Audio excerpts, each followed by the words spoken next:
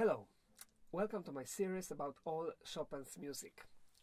Today I have for you Polonaise in F sharp minor, opus 44. The first of three last Polonaises which Chopin composed, and definitely the first Polonaise which is as a kind of heroic poem. It is very different from all the Polonaises that Chopin composed before. It's much longer, and definitely it is not like a dance. Let me tell you a little bit about the background which we have to know when we listen to this piece. I mean, if you really want to understand this piece, and if you really want to understand it deeper, not only the surface, not only as a beautiful music, not only as a piece of music, as a piece of music by Chopin or the Polonaise, it is absolutely necessary, in my opinion, to know much more about the history of Poland, and much more about, in general, about the Chopin's life and Chopin's mental during that year when he composed this Polonaise. And which year was it? It was 1841, and Chopin composed this Polonaise in Nohant, being with Georges Sand in the summer in the French countryside. Well, but in fact, everybody say he composed it in Nohant, but probably he started already thinking about it, or even having some ideas written down even a little earlier, maybe at the end of 1840. We don't know exactly, but there are a few things which I would like to share with you, which makes me think that Chopin was thinking about creating such a Polonaise already in 1840. Why?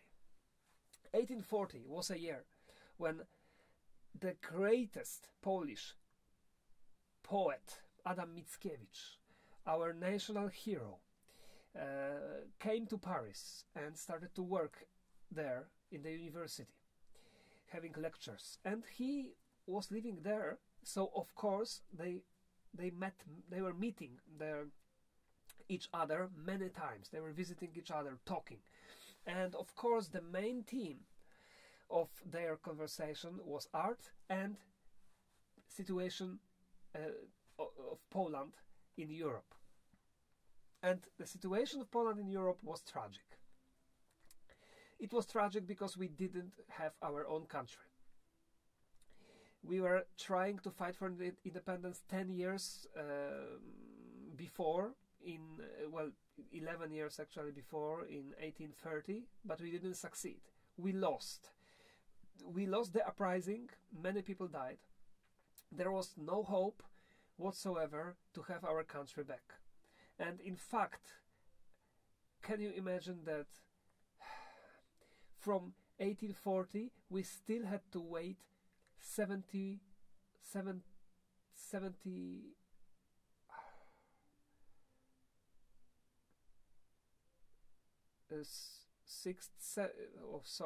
78 years, 78 years until we get the freedom. That was very very difficult. If you can think about it and imagine Polish people abroad, Polish artists abroad, how difficult times it was for them, probably you understand Chopin better and his motivation to write such a piece like this I'm going to present for you today. First of all, what was the mission of artists, of Polish artists abroad? Well, the mission was to keep Polish spirit in Polish people, to warm up their hearts, to give them power, to give them strength, to give them the fire and optimism, to never give up and to fight for the independence. And of course, what is better to do than to write a polonaise. A polonaise, so a national Polish dance. And Chopin in the past was doing this, of course. But with this polonaise, he starts to treat it as a mission, definitely. We can hear it from the spirit of this music. We can hear that Chopin is thinking about it, that Chopin is thinking about all the Polish community abroad, all the emigrants. You know, also Chopin was, for all his life, he had problems with the fact that he escaped Poland just before the uprising, instead of staying there and fighting together with his friends. In many letters that he wrote, we know that he was feeling, he felt very embarrassed and he felt very sad and disappointed because of that. He wanted to come back, but his parents and his friends didn't let him do it. They said to him, you should stay abroad, you should stay and you should fight for the independence of Poland with your music. You should make the Poland famous with your music. You should make the Poland exist in the map of Europe with your music and with your art, because we also need artists. And you know, it also makes me think of our situation now, because, well, the situation now also is not easy for artists. I'm talking about the pandemic. All this project of mine to create the videos about all the Chopin music would never appear, would never even start if not the pandemic, because I was playing so many concerts that I simply didn't have time and I didn't even think about doing this. When the pandemic started, when I realized that it's going to last for quite a long time, I knew that something changed and that I have to also change, and that probably now the world needs artists doing something else. Because the same situation was, of course, that time with Chopin. So that's why I feel this kind of empathy, and when I play this polonaise and when I study it and when I analyze it, I feel closer to him, what he felt at that time.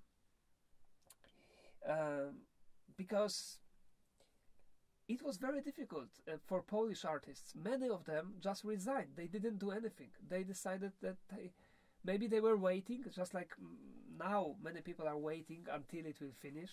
Maybe they didn't know what to do. Maybe they changed profession. Well, certainly there were a lot of them, but Chopin was strong. Chopin wanted to fight, and he found his way. And he found it so well that we are still talking about him. We are still bringing him back to life. And now I'm going to present for you the Polonaise, which is the proof of that. Just one quotation from Georges Sand's letters from exactly the time when Chopin was composing this Polonaise in Nohant. Georges Sand writes letters like this. 2 days ago, Chopin said not a single word to anyone the whole day. Has someone angered him? Did I say something to worry him? And later, in the letter to Dr. Gobert, it was a doctor, Chopin's doctor, she writes, Chopin's up to his usual tricks, fuming at his piano. When his mount fails to respond to his intention, he deals it great blows with his fist, like this, you know, such that the poor piano simply groans. He considers himself idle because he is not crushed by work. That's also something I understand, because I also consider myself idle when I'm not working, when something disturbs me, especially when I'm in the working period. I would just love to work all day long. And Chopin was in this kind of period when he composed this piece. We can hear it definitely. Banging the piano, Chopin banging the piano with his fist? Yes, in this piece, definitely yes. And it's definitely very patriotic and very, very special. This Polonaise is not easy to understand, because it can create and provoke us to create many images. And all these images that we create are correct. We don't exactly know. And we don't have to know what is the correct one. Because probably Chopin himself didn't have one correct vision. But definitely there are a lot of patriotic symptoms that Chopin wanted to transmit to especially Polish immigrants when he composed this piece. Okay, let's start, because I was talking a lot, but I think it's extremely important to know the background before we start to listen to this tragic, dramatic and powerful piece. The piece that Chopin never wrote before. I mean, such a piece he never wrote before, with so much aggression, so much power. Just listen to the introduction.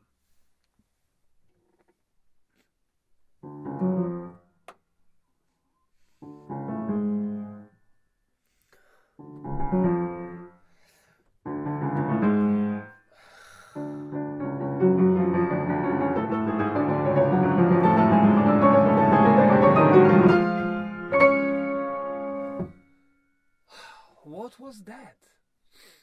Well, some kind of drama? Well, it starts from something very mysterious.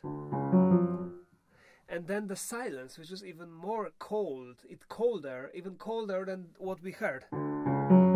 We heard only 4 notes. And then repeated. Just like questions. Then, instead of 4, we have 5 notes. And then 6 notes. So it seems like the theme is being born. And something is trying to start but cannot start. Do you also have this kind of impression? This is like exactly like we want to say something but we cannot say. The word is stuck in our throat. We cannot say. And then finally, from this moment,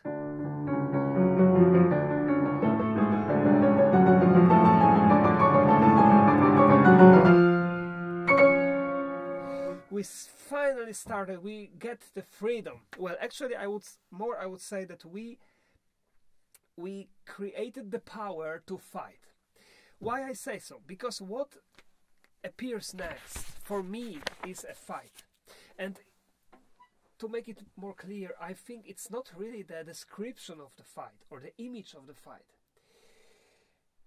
but it's the fight itself. What I mean is that this is the kind of way, well, how the artist can fight for the independence, as I said, in a poetic way. This piece for me is like a weapon. Chopin created a weapon, so it is almost like Chopin wants to destroy the enemy who is occupying his country by the music. That's why what we will hear is so poetic, so powerful and so aggressive. And poetic is what I'm just saying, that the music can sometimes also be a weapon. And this is how I feel this Polonaise should be played, and the spirit of it, which is inside. I will play for you now the whole part, the first group of the first theme. The main aggressive and tragic melody will appear 3 times, and it will be separated by another melody. Later we will talk about it. Now just listen from the very, very beginning.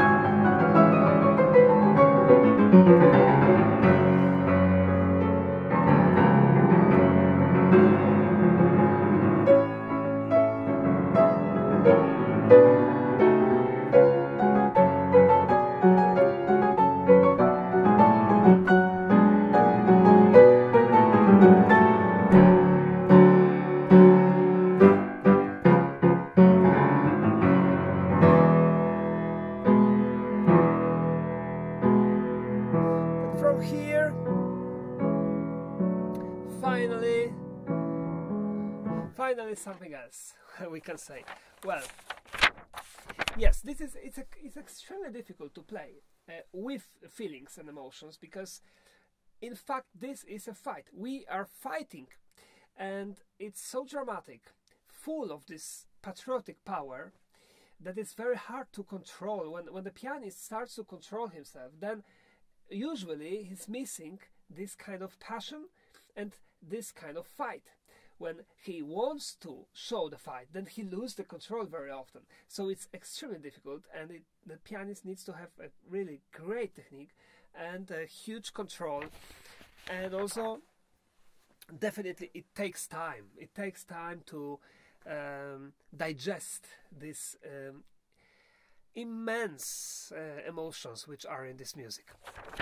Okay, let's now analyze a little bit the main theme. The left hand immediately is showing us the Polonaise rhythm. Yam, yam, yam. So we can almost dance it, but the melody is not for dancing. The melody is exactly the image of fight.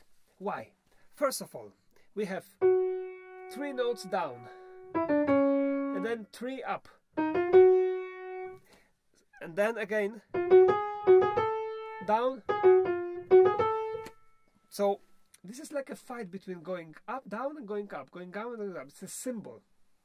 Another, for musicians, I'm sure you can hear that when we go down, we go in minor key. When we go up, we go in the major key. So it's also the fight between major and minor. So Chopin is creating, and then it's the image of the fight, and then we go up. And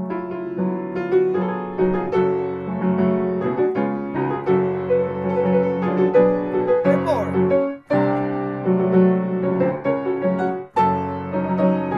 And more up.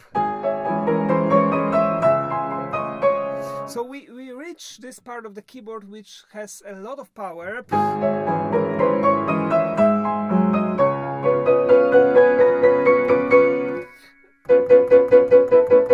Can you hear the left hand? This is almost like banging the piano with its fist, like George Sand was saying. Listen again.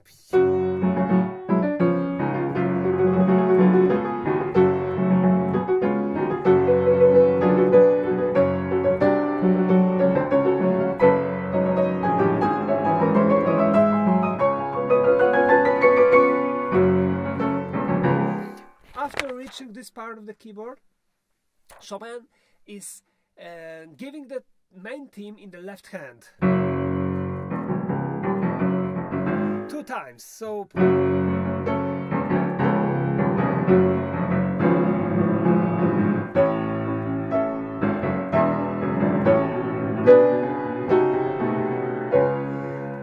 and then we have a kind of bridge which brings us to the second melody, which is more lyrical.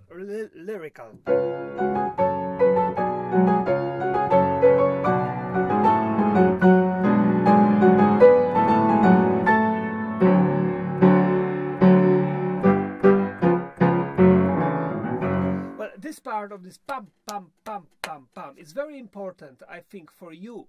If you are not a musician, I want you to remember this. It's this very characteristic moment. Because, why? Because every time it appears, after that, we will hear the second melody of the first theme, the lyrical melody, which I will explain just in a minute. This bridge is this very interesting, because the bridge is imitating a little bit the horse riding. So here we really have the image of the fight, of the battle. Or not really image, but we are fighting. When I play this Polonaise, I imagine fighting, that I fight with the music, because That's how it's written. That's what I feel when I play. All that. Why the horses? Because we have all the time the same rhythm. Ta ta tam, ta ta tam, ta ta tam, ta ta tam, ta ta tam, ta ta tam, ta ta tam. Listen. Pa pa pam, pa pa pam, pa pa pam, pa pa pam, pa pa pam. And here we have the horse going up. You know, like the horse when they are fighting and they go on only two legs up. Listen, what a fantastic, how fantastically written. Here. Yeah. And the second time. And then.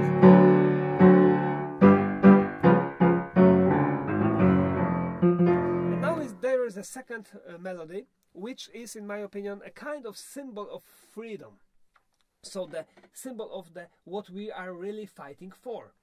Why freedom? Because we have the melody with octaves. Octaves are two same notes played by these two fingers, the first and the last one, to create more powerful sound, and they are simply going up. So they are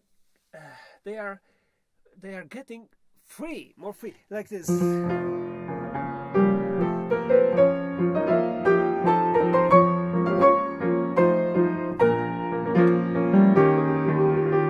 Second time.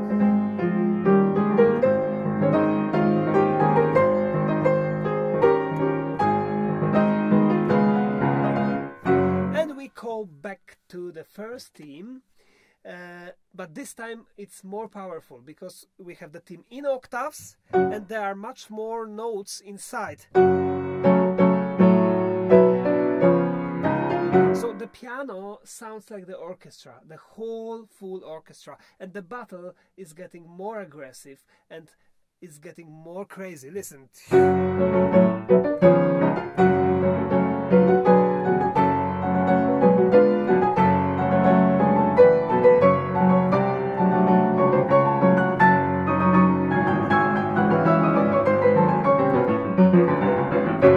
These two moments with these octaves from in the right hand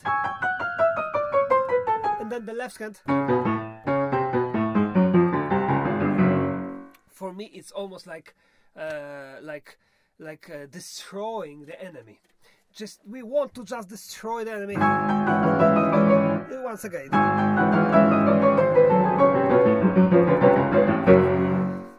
A lot of aggression. It is aggressive, and we cannot help it. Well, we can try to play this Polonaise beautiful, like Chopin. You know, we can say, okay, this is Chopin piece, so let's play it like the Chopin we know. But how it would sound? Would it really sound as how it should? Just listen.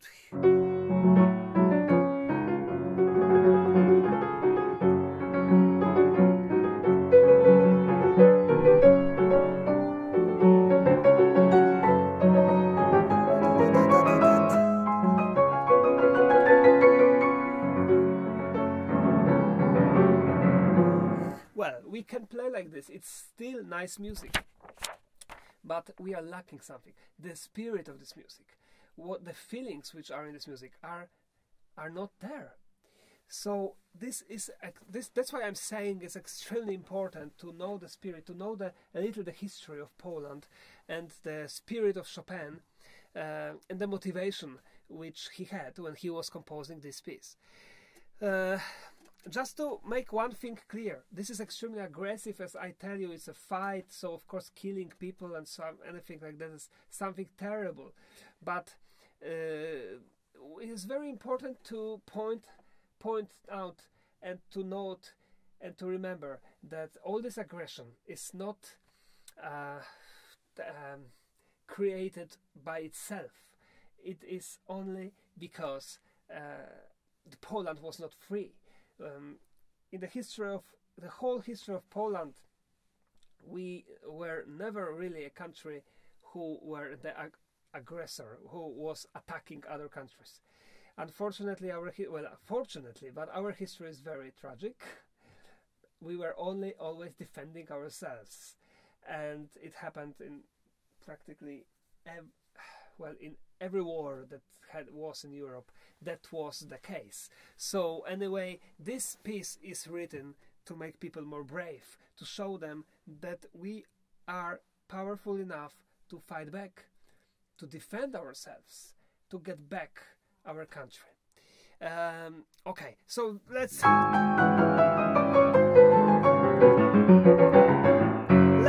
left hand now.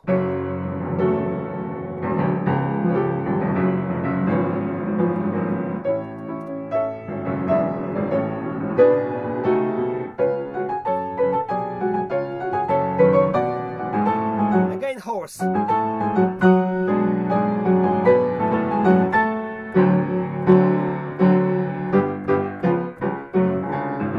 Do you remember this moment? Of course, after that we have the melody, the lyrical melody. This time it's even more free because we go more up, we go higher up, higher.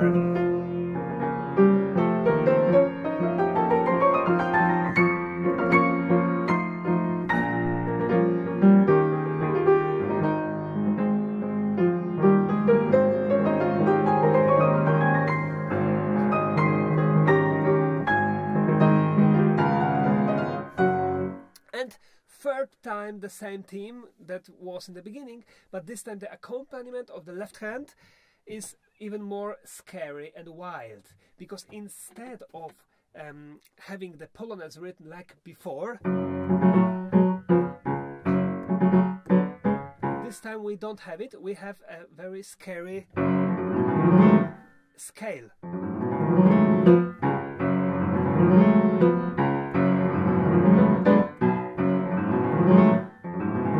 So it's a lot of things going on. And listen how it sounds together.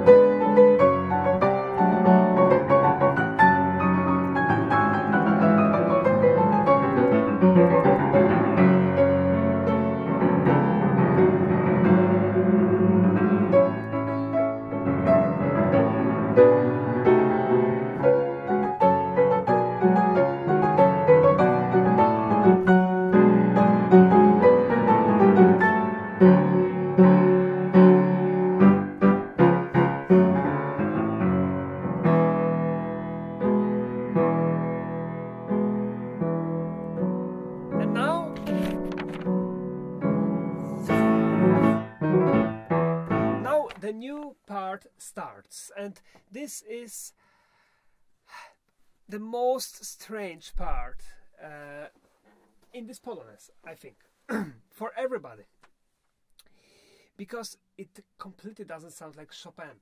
I think that this is where Georges Sand was so shocked when she heard Chopin playing this part while composing it, because what we have here, first of all, is it a Polonaise? Can we dance the Polonaise here?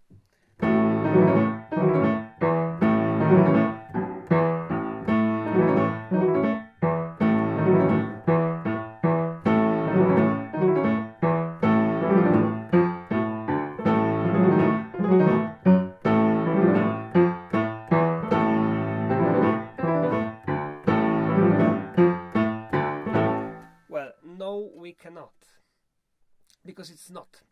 It's more like a march.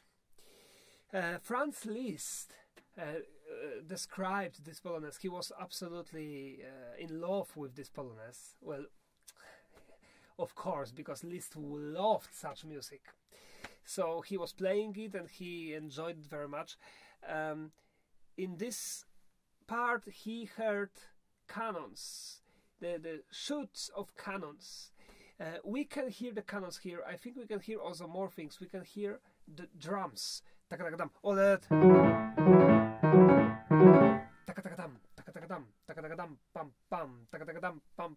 It's like drums. It's like the army, drums, and I think it's a march. It's not a Polonaise. So now the army is marching. Yes, it is a march of, we don't know, is it already a march of the free, the march through the free Warsaw, or is it the march of the soldiers going on war?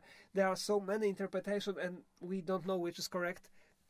if any of them, but definitely this is very, very strange. Just listen to the whole thing. And before we listen, I want you to focus, because the main question which appears when we hear this piece is that, is it part B of the Polonaise or it's not? If you don't know the Polonaise at all, you think it is a part B of the Polonaise, because it's something completely new. Part B called Trio.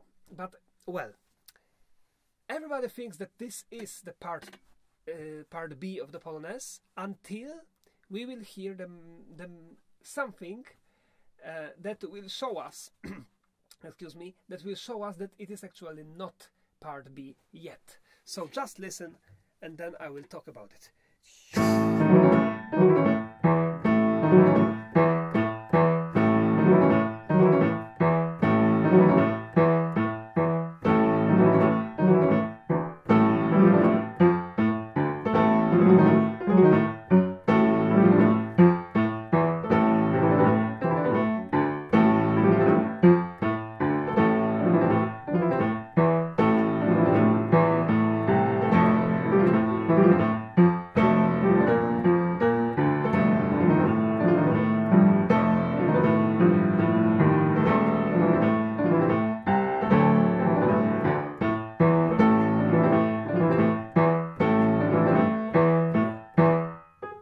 What is this now?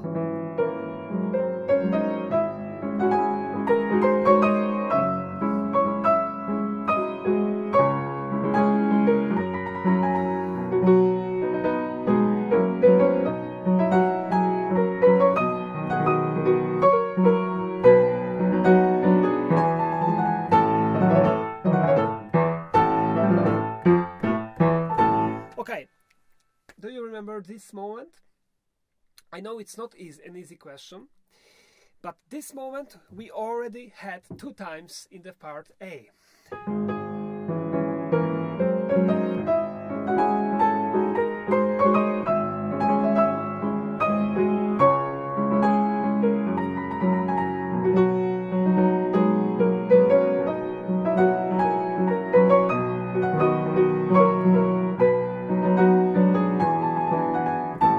This is this lyrical melody that was melody number 2 in part A. It appears here all of a sudden in a very lyrical way as a kind of contrast to this march. And it appears here probably as a kind of memory, but also to show us that this is not yet the middle part of the Polonaise. It is not yet the trio. After this melody, we come back to the march, and mind you that this march now, all the soldiers, all the army which is marching will be going away, and we will hear them and see them farther, until they will disappear completely, and then we will reach part B, which is extremely special. So just listen.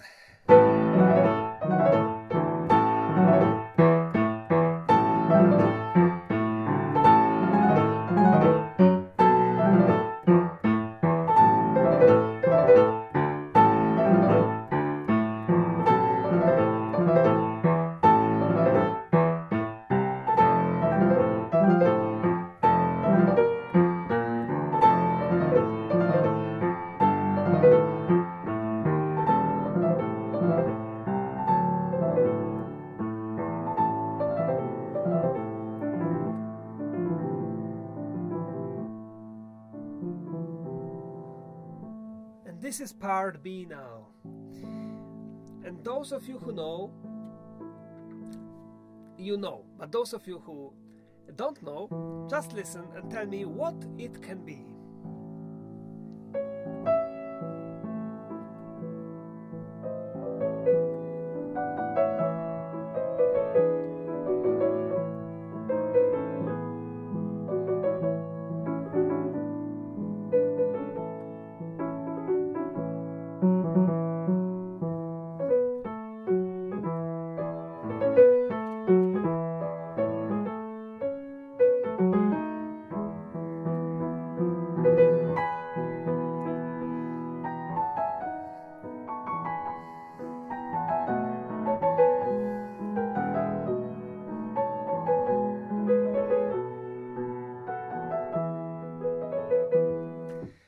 a Polonaise?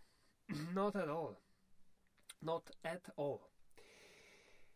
Well, Chopin himself writes here how it should be played. Doppio movimento, tempo di mazurka. Doppio movimento, tempo di mazurka, which means in the tempo of a mazurka. It is a mazurka, my friends. This is absolutely unbelievable. Just think about it.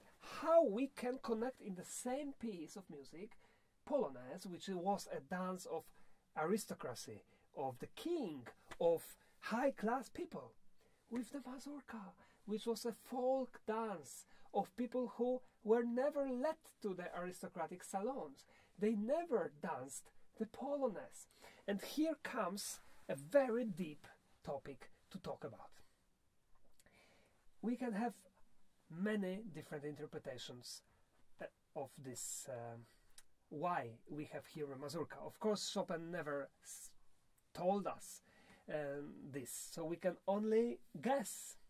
And there are many guesses, but in my opinion, my very personal opinion, when we had the fight, this powerful, very aggressive fight of the Polonaise, and we finished with the march, the middle part of the Polonaise now is, and this will be very deep and very poetic what I'm going to say, this is still a fight, but our weapon this time is the beauty. We can fight with the beauty. We can find using the beauty as a weapon, Chopin thinks. Chopin wants to show the whole Poland, the powerful and proud part of the power of Polish army, who never gave up. We have it in our blood that we don't give up. We are fighting until the end, sometimes even without a hope. And this is in this Polonaise definitely, but also he showed in the same piece the beauty of the folk Poland, the beauty of folk people, the beauty of mazurka, of Polish folk music. And this is this interpretation. We can also think deeper. We can think about Chopin, who wanted to present this piece to Polish emigrants. Of course he did. Of course he played. And of course they were crying a lot when they heard this dramatic, aggressive but also powerful and full of faith music in the first part.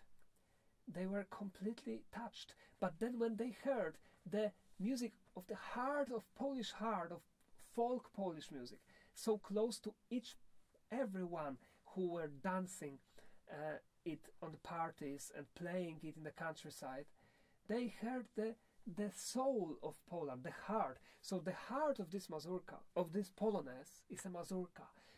The heart of this Polonaise is the heart of Poland. That's why this Polonaise is considered to the greatest Polonaise, or almost, well, the second greatest Polonaise, because after that Chopin wrote Polonaise in A flat major, opus 53. If we try to judge this Polonaise thinking that the opus 53 doesn't exist, then we have to admit that this Polonaise is the greatest. Definitely it is. So now, please enjoy with me the mazurka inside the Polonaise.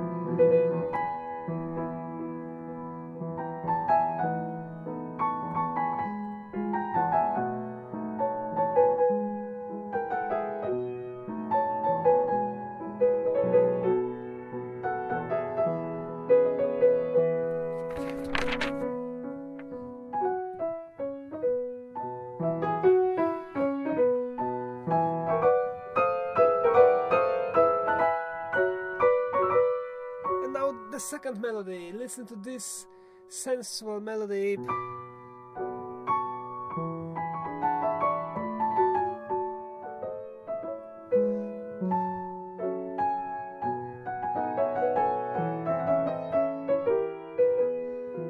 And the conclusion now.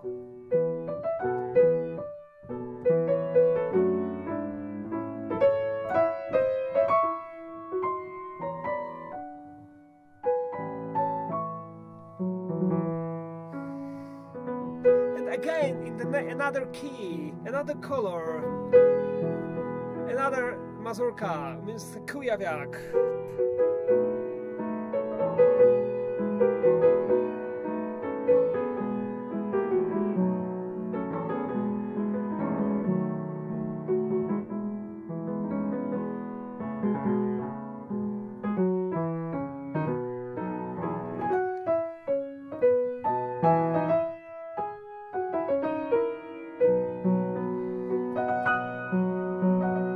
The last time, the fourth time, in a fourth different color.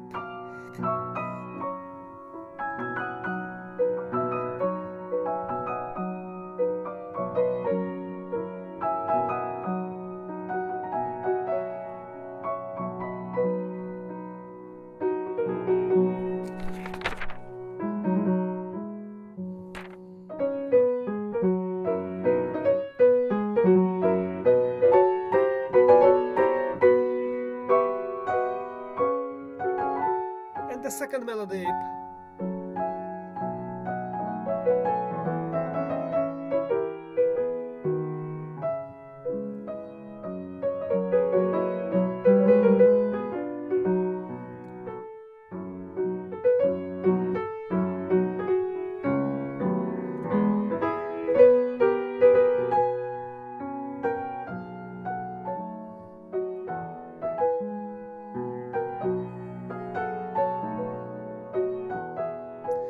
Okay, and now it's finished. And then what we have here? We are all dreaming. What is this mazurka? Maybe it is a dream. Maybe it is some kind of memory. Or maybe thinking about the future, about the free Poland, and then about dancing or listening to folk music, or being in the countryside. Maybe about the memory which Chopin had from the times when he was in Poland and he was listening to and he was feeling so happy. We feel good because we feel calm, and we hear a very beautiful calming melody. And Chopin wants to come back to the beginning, and he's doing it in a shocking way, because there is no other way to start the aggressive Polonaise again after this. Forget, it's almost impossible. So unfortunately,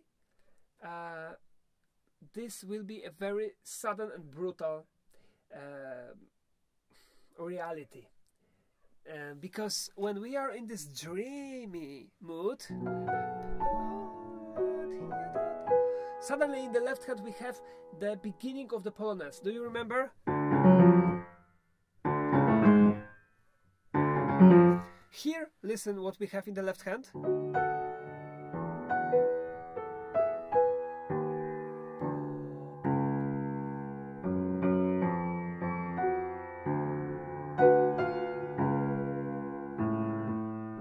But we don't know if is it really the beginning? We think, our subconscious think, we know it from before, but is it really?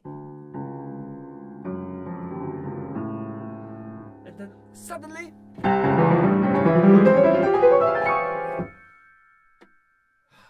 yes, it is really written in the score. That's what Chopin writes here. Suddenly, with a huge aggression, we are alert. We don't know what's going on. And to make things worse, after what I played for you, after this, there is quite a long silence. Silence which let us, listeners, to absorb what we've just heard. We are completely shocked and awake immediately.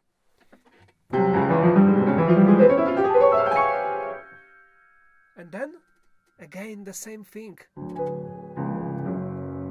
So we think, okay, well, maybe Maybe it was just a mistake.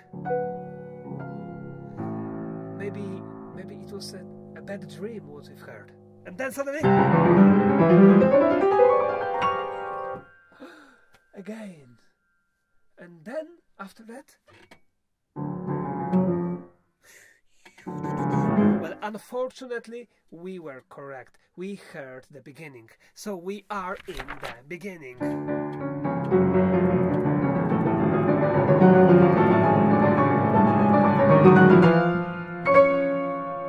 And now we will have the whole beginning. I mean the whole first part A, but a little shorter than at the first time, because Chopin is not starting it from the beginning, from the first time, but from the second time. So we only will hear it, the main theme, 2 times, and after that Chopin is going to the ending.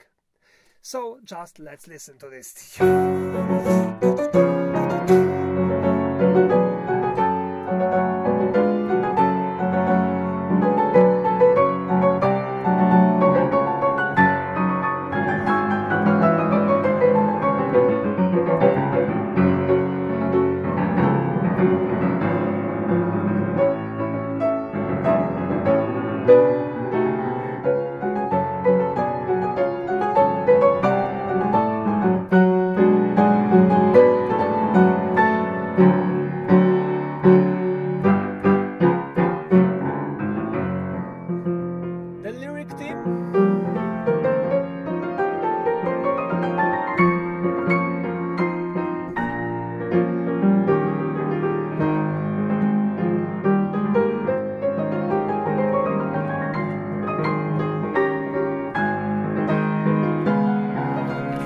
Again, the first theme, but with the left hand, was scary.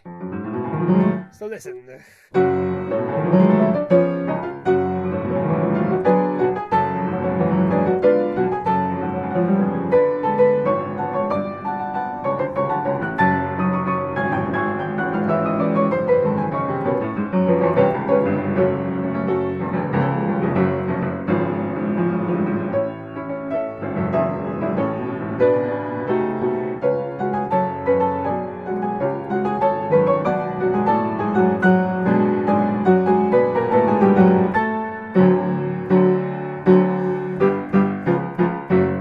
Instead of the lyrical melody, we have the ending. And the ending is very mature, I would say very mature, because it's not the ending that you would expect after having heard such a powerful music. It's not the powerful ending that creates the standing ovation. It's not, because this is a typical heroic poem, so it's a poetry, and at the end we have the conclusion, we have the closure, we have answers. This is good, answers for all the questions that this Polonaise created before.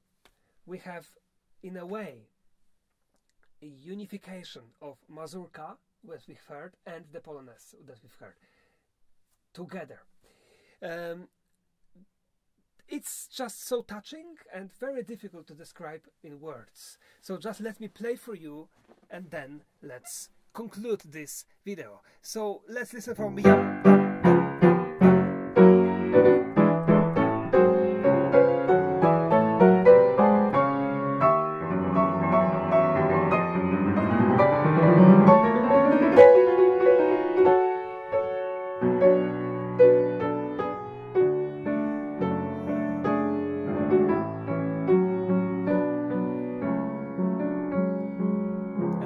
Listen to the left hand, to the bass.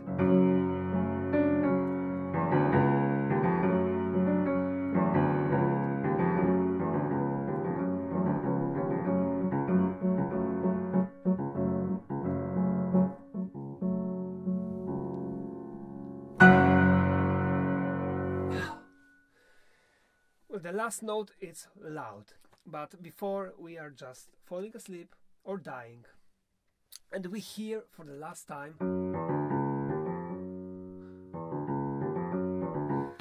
the first theme. Well, I like to have this kind of interpretation here, that this theme is not dying, that this is not a tragedy here, but maybe on the contrary, maybe the soldier down there in the base is not dead, but doesn't have to fight anymore because he won. The army won, defeated the enemy, and again we have the free Poland.